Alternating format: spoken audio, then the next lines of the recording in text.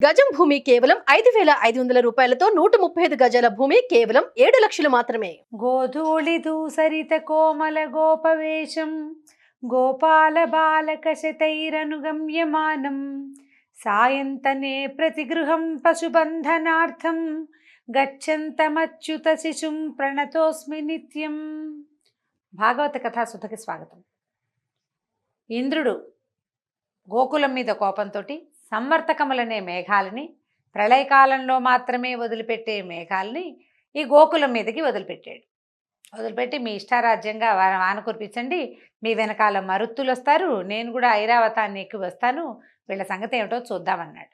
అనేసరికల్లా ఏముంది, వదిలిపెడితే చాలు, నీకు అవకాశం ఇస్తున్నాను, రెచ్చిపో అంటే ఎవరైనా సరే అవకాశం ఉన్నంత మేరకు వెళ్ళిపోతారు ముందుకి. ఈ సంవర్తక మేఘాలు కారుమబ్బులు కమ్ముకున్నాయి గోకులం మీద.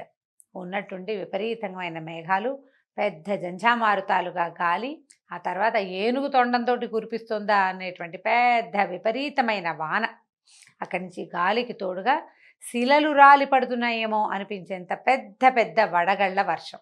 వడగళ్ల వాన అంటే ఏదో ఉన్నట్టుండి ఎర్రటి ఎండ సడన్గా ఒక్కసారి వాన వచ్చి 1 గంట 2 గంటలు కురిసి ఆగిపోతుంది, తర్వాత ఇంకా పడ్డానికి ఏం ఉండదు. కాకపోతే వీళ్ళు ఎట్లా చేశారంటే ఇలా రోజుల తరబడి రాళ్ల వర్షం పడుతూ ఉండటమే. ఈ శిలల పైనుంచి చిన్న చిన్న వడగళ్ళు పడితేనే మొక్కమోడు సర్వనాశనం అయిపోతాయండి, పంటలు సర్వనాశనం అయిపోతాయి, అదురు వచ్చేస్తుంది జంతువుల్లో.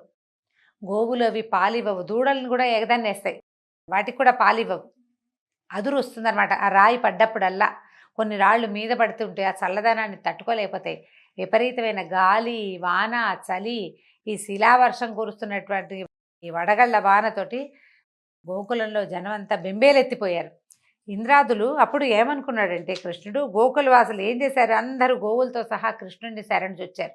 నువ్వు ఇంద్రుడికి యజ్ఞం వద్దన్నావు, నువ్వు చెప్పినట్టుగా ఈ యాగం చేసేసరికల్లా ఇగో ఈ ఉత్పాతం వచ్చింది, ఇప్పుడు ఏం చెయ్యాలని కృష్ణుడిని శరణుజొచ్చారు. వాళ్ళు రాజు దగ్గరికి వెళ్ళల, నందుడి దగ్గరికి.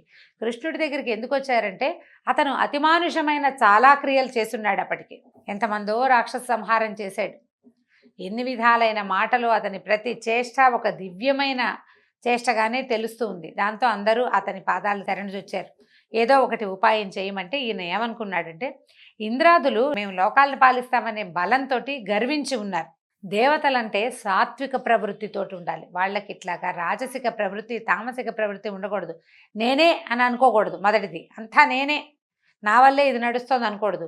నన్ను కాదని వాడిని అంతు చూస్తాను అనకూడదు. ఒకటి రాజసిక ప్రవృత్తి, రెండోది తామసిక ప్రవృత్తి. నా అంత వాడిని నేనేనని గర్వించడం రాజస ప్రవృత్తి. గర్విస్తూ ఉంటే ఒక రకం, ఎవరైతే నా మాట కాదంటాడో, ఎవడైతే నన్ను కాదంటాడో వాడు అంతు చూడాల్సిందేనని అనుకోవడం ఆసురీ ప్రవృత్తి, తామసిక ప్రవృత్తి అవుతుంది. దేవతలకు ఇలాంటిది తగునా? దిక్పాలకులు వాళ్ళ మీద కదా ప్రపంచమంతా ఆధారపడి ఉంటుంది. వాళ్ళు సజావైన సాత్వికమైన వర్తనతోటి ఉంటే సాటి మానవులందరూ సాత్విక వర్తన నేర్చుకుంటారు. ఇట్లా బలగర్వం, అధికార గర్వం, ధనగర్వంతో మదించి వాళ్ళు ఇష్టారాజ్యంగా ప్రవర్తిస్తే మిగిలిన వాళ్ళంతా చేసేదేమిటి? అదే చేస్తారు. అందుకని ఏమనుకున్నాడు, సన్మార్గం తప్పిన దేవేంద్రుడికి నేను ఇప్పుడు గర్వభంగం చేస్తాను. అతనికి కావాల్సింది అదే, గర్వం భంగం అయిపోవాలి అంతే. ఈ గోకులాన్ని నా కుటుంబంగా స్వీకరించాను, దీన్ని ఇంద్రాదుల దాడి నుంచి, ఇంద్రుని యొక్క దాడి నుంచి పూర్తిగా రక్షించి తీరుతానని భావించాడు కృష్ణుడు. అక్కడి నుంచి ఏం చేశాడు, గోవర్ధన పర్వతం దగ్గరికి వెళ్ళాడట. వెళ్ళి చిన్నపిల్లవాడు పుట్టగొడుగుని పెకలించినట్టుగా ఆ పర్వతాన్ని ఒక్క చేత్తోటి పెకలించాడు, పైకి లేపాట. దానిని అదే చేతి మీద, ఏ చేత్తో పెకలించాడో అదే చేతి మీద దాన్ని ఇట్లా నిలబెట్టేసరికి నిలబెట్టి పిలుస్తున్నాడు, గోకులవాసురారా అందరూ రండి, మీ గోవ సంపదతోటి ఈ పర్వతం కింద ఏర్పడిన పల్లంలోకి రండి. పర్వతాన్ని పెకలించేసరికల్లా దానికి లోతుగా ఉంటుంది కదా, దాని మొదలు అది గొయ్యిలాగా అవుతుంది. ఆయన గోతులోనే నిలబడి ఉన్నాడు, పల్లంలోకి రమ్మంటున్నాడు. ఈ పర్వతం నా చేతి నుంచి పడిపోతుందేమోనని భయపడకండి, ఇక్కడ మీకు వర్షం వల్ల భయం కానీ గాలి వల్ల బాధ కానీ ఉండదు, వాన గాలి మిమ్మల్ని బాధించవు, ఇందులోకి వచ్చేసేయండి అన్నాడు. ఈయన పోతన గారిది మహాద్భుతమైన పద్యం ఉందండి, మహా బాగుంటుంది. బాలుండి ఇతడు కొండ దొడ్డది మహాభారంబు సైరింపగా జాలండో అని భయపడద్దు. ఇటు చిన్నపిల్లాడు, ఇంత పెద్ద కొండ, ఇంత భారాన్ని తను ఎత్తగలడా లేదా అనే సంశయం వద్దు, ఏదైనా పర్వాలేదు, మొత్తం జంతు సంచయంతో వచ్చి దీని కింద నుంచోండి, ఏం భయం లేదు, ప్రమోదంగా హాయిగా సంతోషంగా నుంచోండి అని చెప్పాడట. చెప్పేసరికి గోకుల వాసులంతా తమ పిల్ల జెల్లాతోటి పశు సంపదతోటి పర్వతం కింద చేరిపోయారు. వాళ్ళకి ఆకలి బాధ లేదు, చలి బాధ లేదు. రోజులు గడుస్తున్నాయి. వర్షము, గాలి, వడగళ్ళు ఆగలేదు. గోకులవాసులకి కించిత్తైనా బాధ లేదు. గోకులం ఒక చిన్న ఊరు. ఈ పర్వతం బహుదొడ్డది. అంత పెద్ద పర్వతం కింద ఆగా వెచ్చగా సుఖంగా హాయిగా నెగ్గళ్ళు వేసుకుని కూర్చున్నంత సుఖంగా ఉన్నారు. ఆకలి బాధ లేదు, చలి బాధ లేదు. చలి లేదు, ఆకలికి ఏముంది, కుటుంబం అంతా ఇక్కడే ఉంది. ఆవులు లోపలే ఉన్నాయి. ఏమైనా 4 రాళ్ళు పెట్టి పొయ్యి వెలిగించుకుని మంట చేసుకుని తిన్నారో ఏమో వాళ్ళు. లేదా భగవన్మాయా విలాసంతో ఆకళ్ళు దప్పులు లేనే లేవు, స్థిమితంగా ఉండిపోయారు. అయితే ఏమైంది, గోకులవాసులు ఆశ్చర్యపోయి చూస్తూనే ఉన్నారు. ఏమిటి రోజులు గడిచిపోతున్నాయి, తెల్లారిపోతుంది, రాత్రి అయిపోతుంది. వారం రోజులు గడిచిపోయినాయి. కృష్ణుడు కదలకుండా మెదలకుండా నిలబడ్డాడు. ఏ శ్రమ లేదు. గొడుగు పట్టుకున్నంత సింపుల్గా ఈ కొండని గొడుగల్లే ఎత్తేసేసాడు. వారం రోజులు ఎడతెరపి లేకుండా వర్షం పడినా గోకులంలో ఎవ్వరికీ కించిత్తు బాధ కానీ నష్టం కానీ కలగలేదు. వాన వల్ల ఇబ్బందులు చాలా ఉంటాయండి. వ్యవసాయదారులు, పశు ఆధారిత కుటుంబాల వాళ్ళు నిజంగా ప్రత్యక్ష నరకం వర్షాకాలం వస్తే. ఇది పల్లెటూళ్ళలో ఉన్న వాళ్ళందరికీ తెలుస్తుంది. గొడ్లు పాలు ఇవ్వవు. సాయంకాలం అయ్యేసరికి ఈగలు ముసిరిపోతాయి. చలి, వర్షం వల్ల పరమ చీదరగా ఉంటుంది. ఆ దొడ్లు అవన్నీ శుభ్రపడవు, తెరిపి ఉండదు. ఆవుల పాలు, గేదెల పాలు ఏవి పాలు ఇవ్వవు. విసుగు పుట్టిపోతుంది. తర్వాత వీళ్ళు వంట చేసుకోవడానికి ఏ రకమైన సాధనాలు దొరకవు. అన్నీ తడిసిపోయి ఉంటాయి. నిప్పు రాజుకోదు ఎప్పటికీ. ఆహారం వంట చేసుకోవటం కష్టం. చిన్న పొన్న ఇళ్ల వాళ్ళు మరీ అవస్థ పడతారు. అసలు పశువుల మీదే ఆధారపడి ఉండే వాళ్ళకి ప్రత్యక్ష నరకమే తీవ్రమైన వర్షాకాలం. మిగిలిన కాలాలు ఒక రవ నయం. చలి రోజుల్లో కూడా కొంచెం మార్గశీర్షంలో కూడా ఒక రవ ఇబ్బందిగానే ఉంటుంది. వాన వస్తే మరీ ఇబ్బంది అనమాట. అయితే ఎంత వాన పడినా వీళ్ళకి ఏమీ అవ్వలేదు. అయితే ఇంద్రుడు తెలుసుకున్నాడు, తనని మించిన శక్తి ఏదో గోకులాన్ని రక్షిస్తోంది. అదేదో అర్థమైంది తనకి. తను కాదు, తన వల్ల కాదు, తను ఏమీ చేయలేడు వీళ్ళని. తనని మించిన ఒక శక్తి వీళ్ళకి రక్షణ వలయంగా ఉందని తాను ప్రదర్శించి విఫలమైన దర్పాన్ని తలుచుకుని సిగ్గుపడ్డాడు. ఆయన అహంకారం నశించిపోయింది. ఎక్కడో పొరపాటు చేశాను అనుకున్నాడు. వెంటనే ఏం చేశాడు, ఈ సంవర్తక మేఘాలని వెనక్కి పిలిచేశాడు. వారం రోజుల వాన తర్వాత మేఘాలను వెనక్కి పిలిపించి బంధించేశాడు. సహస్ర కిరణాలతో ఎప్పుడైతే సంవర్తక మేఘాలు వెనక్కి వెళ్ళిపోయినాయో సూర్యుడు వచ్చేసాడు. ఈ 1000 కిరణాలతోటి సూర్యుడు గోకుల నిండా సూర్యకాంతితో నింపేశాడు.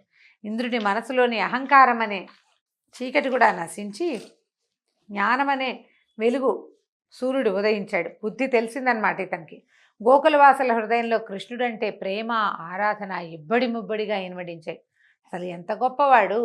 ఏదో విశేషంగా ఏమిటో చేయటం కాదు, ఒక కొండని ఎత్తి వారం రోజుల పాటు అరిచేతి మీద ఆపి ఇన్ని వందల మంది ప్రాణాలు, ఇన్ని వేల జంతువులు, వేల పశువులు, వాటి ప్రాణాలని రక్షించి ఇంత అమోఘమైన క్రియ చేసిన కృష్ణుడి పట్ల మొత్తం గోపాలులు అందరికీ విపరీతమైన ఆపేక్ష ఏర్పడిందట. కృష్ణుడు ఏమన్నాడంటే, వాన తగ్గిపోయాక పర్వతాన్ని దింపేశాడు. వీళ్ళని ఏం చేశాడు, అందరినీ ఇంటికి వెళ్ళిపోండి, ఇళ్ళకి వెళ్ళిపోండి, గోకులానికి తిరిగి వెళ్ళమని పంపించేశాడు.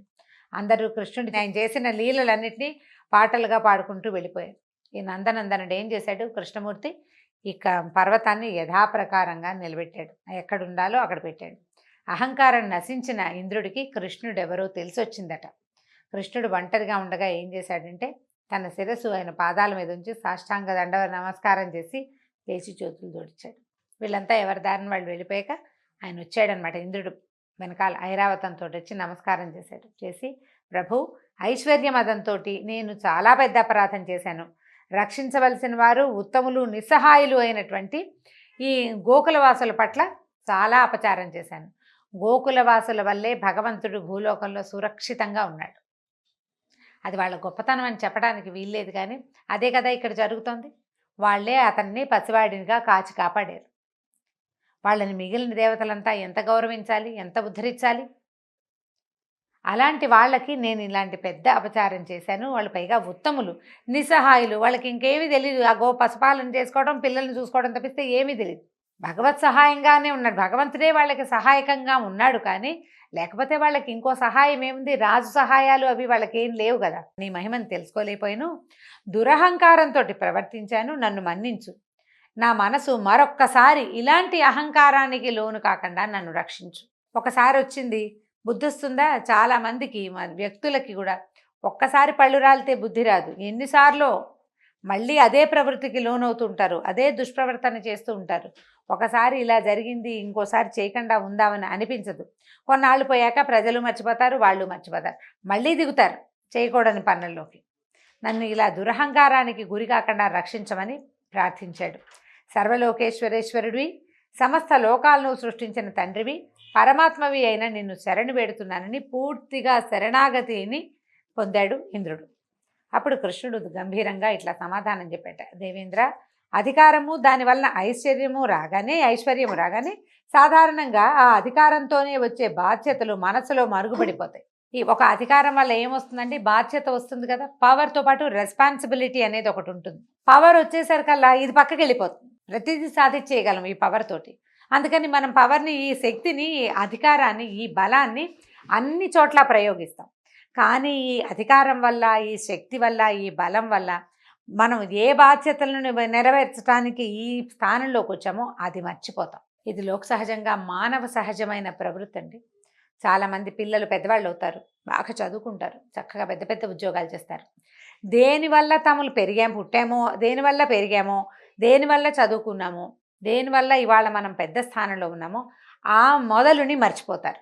దానికి ఇవ్వాల్సిన గౌరవం ఇవ్వరు. కొంతమంది మర్చిపోతారు, కొందరు మరొకపోయినా దానికి ఇవ్వాల్సిన సముచిత స్థానము, గౌరవము ఇవ్వరు. నువ్వు ఇవ్వనిది నీకు ఎక్కడా దొరకదు. నువ్వు ఏది ఇస్తావో అదే తీసుకోగలుగుతావు. నువ్వు గౌరవ మర్యాదలు ఇవ్వవలసింది నీ మొదలుకి, నువ్వు ఎక్కడి నుంచి వచ్చావో అక్కడికి. ఇంతకుముందు మనం విన్నాం, వృత్తిని కూడా గౌరవించాల్సిందే. ఏ వృత్తి నీకు అన్నం పెడుతుందో ఆ వృత్తినే ముందు పూజించాలని చెప్తున్నాడు భగవానుడు. అధికారం వచ్చేసరికల్లా, మనకు ధనం వచ్చేసరికల్లా బాధ్యతలు మర్చిపోతాం. దీనివల్ల మనం ఏం చేయొచ్చో ఆలోచిస్తాం, కానీ అసలు చేయవలసింది ఏమిటి అనేది వ్యక్తులకు అసలు జ్ఞాపకమే ఉండదు. అది గుర్తు చేసుకోమని చెప్తున్నాడు ఈయన. నీ విషయంలో కూడా అదే జరిగింది. నీ గర్వం తగ్గించాలనే ఇలా చేశాను. మీ లోకపాలుడు అందరూ కూడా, అంటే ఈయనతో పాటు ఇంకా లోకపాలకులు ఉన్నారు కదా, అష్టదిక్పాలకులు, వాళ్ళంతా ఈ దురహంకారం విడిచి మీ బాధ్యతల్ని సక్రమంగా నెరవేర్చండి అని చెప్పాడు. స్వర్గం నుంచి ఇంద్రుడు బయలుదేరే సమయానికే గోలోకం నుంచి కామధేనువు కూడా బయలుదేరిందట. కామధేనువు కూడా వచ్చింది ఆయనతో పాటు. ఇప్పుడు ప్రభు నిన్ను ఇంద్రుడిగా అభిషేకించమని బ్రహ్మ నన్ను పంపాడు, నీకు అభిషేకం చేయడానికి నాకు అనుమతినివ్వమని అడిగిందట కామధేను. కృష్ణుడు ఒప్పుకున్నాడు. ఆ కామధేను ఏం చేసిందట, తన క్షీరంతో, కామధేను పాలతోటి కృష్ణుడికి అభిషేకం చేసింది. అదే సమయంలో ఐరావతం తన తొండంతో నింపుకొచ్చినటువంటి ఆకాశగంగా జలాన్ని పైన చెమ్మి కృష్ణుడిపైకి జల్లుగా పడేలాగా అభిషేకం చేసింది. నారదాది ఋషులందరూ అక్కడికి చేరారట. ఇది ఒక లోకోత్తరమైన కార్యం కదండి. గోవర్ధనోద్ధరణం అంటే వ్యక్తులని రక్షించడానికి భగవంతుడు తనంతట తను పూనుకోవటం. శరణాగతిని పొందిన వాడిని రక్షించడానికి భగవంతుడు బాలుడి రూపంలో ఉన్నా కూడా ఆయన చెయ్యని క్రియ లేదు. మనకి ప్రార్థించటం రావాలంతే. ఆ ప్రార్థన త్రికరణ శుద్ధిగా ఉండాలి. భాగవతంలో ఎన్నో కథలు ఇలాంటివి కనిపిస్తాయండి. నిష్కామంగా త్రికరణ శుద్ధితోటి భగవంతుడిని పూజించిన వాళ్ళు, ధ్యానించిన వాళ్ళకి భగవంతుడు అట్లా ప్రత్యక్షమైపోతాడు. మనం గజేంద్ర మోక్షం కథలో అదే చూస్తాం, ప్రహ్లాద చరిత్రలో అదే చూస్తాం, ధ్రువోపాఖ్యానంలో అదే చూస్తాం. ఎన్ని కథలలోనో ఇదే విషయం కనపడుతూ ఉంటుంది. మనం ఎంత తెలుసుకున్నా విష్ణుమాయ వల్లనండి, మాయ వల్లనండి, ఎంతసేపు భగవంతుడు ఒకడు ఉన్నాడని, అతనే మన తలపైన గొడుగని మర్చిపోతారు జీవులు. ఎప్పుడో గుర్తొస్తుంది, అప్పుడు కొంచెం తీసుకుంటాం, మాయను తొలగించుకుని కొంచెం ప్రయత్నం చేస్తాం, మళ్ళీ మాయమన్నీ ఆవరిస్తుంది. మనని ఆవరించిన మాయని తొలగించుకోవటమే తక్షణ కర్తవ్యంగా మానవులు చేయాలని చాలా చోట్ల చెప్పబడుతుంది. అక్కడి నుంచి వీళ్ళు ఏం చేశారు, యాదవ శ్రేష్ఠుడైన కృష్ణుణ్ణి దేవేంద్రుడు గోవిందుడు అనే పేరుతోటి సత్కరించాడు. గోవులని కాపాడాడు, గోపాలుని కాపాడాడు. కాబట్టి గోవింద నామధేయంతో ఈ ఇంద్రుడు కృష్ణ పరమాత్మకి అభిషేకం చేసి దేవతలందరూ, ఇంకా ఎవరెవరు నారదాది ఋషులందరూ గోవింద గోవింద అని కృష్ణుణ్ణి వేణోళ్ళ పొగిడారట. ఇప్పుడు ఈ గోవింద నామధేయం ఏంటంటే గాం విందతీతి గోవింద అని. ఈ మనని తెలుసుకుంటాం, మనల్ని రక్షిస్తాడు. ఇప్పుడు పశువుని రక్షిస్తాడు అంటే, పశువు అంటే మనం కూడా పశువులమేనండి. ప్రతి జీవి పశువే, జీవులని రక్షించేవాడు గోవిందుడు. అందుకని పదే పదే గోవింద నామధేయంతో మనం పిలవాలంటారు. కలిలో మనం పూజించే వెంకటనాయకుడిని గోవింద నామధేయంతో ఎందుకు పిలుస్తారంటే, ప్రతి జీవిని రక్షించటమే నీ కర్తవ్యం, ప్రతి జీవిని రక్షించటమే నీ లక్షణం, ప్రతి జీవిని రక్షించటమే నీ శక్తి నాయన. అందులో మమ్మల్ని కూడా చేర్చుకో. ఇప్పటిదాకా ఎన్నో తప్పులు చేసి ఉంటాం, ఎన్ని పొరపాట్లో చేసాం, ఎంతో కర్మని అనుభవించాం. ఎన్నో కర్మలు చేసాం, ఇంకా ఎన్ని జన్మలు ఎత్తాలో తండ్రి, దీంతోటి ఆపు, ఈ జన్మతోటి మమ్మల్ని ఉద్ధరించు, మమ్మల్ని చేదుకో, నీ దగ్గరికి లాక్కో, మళ్ళీ పుట్టవలసిన అవసరం లేకుండా మమ్మల్ని బతికించు, అంటే శాశ్వతమైన స్థానానికి మమ్మల్ని చేర్చమని అడగటం కోసమే గోవిందనామధేయాన్ని పదే పదే పలకమని చెప్తారు. ఈ గోవిందనామధేయంతో ఈరోజు భాగవత కథాసుధ సమాప్తం. నమస్కారం.